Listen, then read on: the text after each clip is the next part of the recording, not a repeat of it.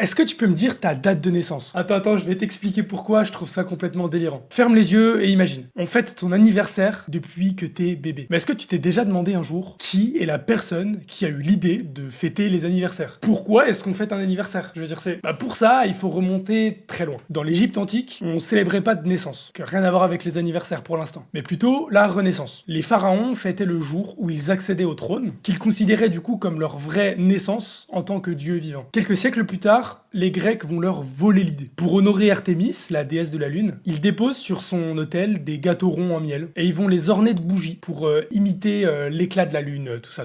Donc c'est de là que naît le symbole des gâteaux et des bougies. Les Romains, eux, ils vont démocratiser la pratique. On célèbre l'anniversaire des citoyens, mais attention, des citoyens influents et des hommes, faut le préciser. On offre des cadeaux, on organise des festins, mais les femmes, elles vont devoir attendre encore quelques siècles. Au Moyen-Âge, en Europe, la tradition, elle va plus se démocratiser. Pourquoi? Parce qu'elle va se mélanger aux croyances chrétiennes, et les gens pensent qu'à la naissance, les mauvais esprits rôdent autour de la personne. Alors on va entourer la personne dont c'est l'anniversaire de chants, de prières et de bougies. Tout ça pour le protéger. Et on y arrive. Au XVIIIe siècle, en Allemagne, va apparaître le Kinderfest. Un gâteau, des bougies, une pour chaque année, très important. Et l'idée qu'en soufflant très fort, un vœu peut se réaliser. Cette tradition allemande, elle s'est forcément inspirée de ce qu'il y avait avant, mais là pour le coup, elle va vraiment voyager et s'ancrer dans quasiment toutes les cultures. Et aujourd'hui, comme à l'époque, de l'enfant à l'adulte, le but est le même quand on fête un anniv. Essayer de chasser le mal, d'attirer la chance, et ça comme on le faisait il y a plus de 2000 ans. Bon en vrai les cadeaux ça met bien. Et le cadeau que vous pouvez me faire, c'est de me mettre un petit commentaire et de vous abonner.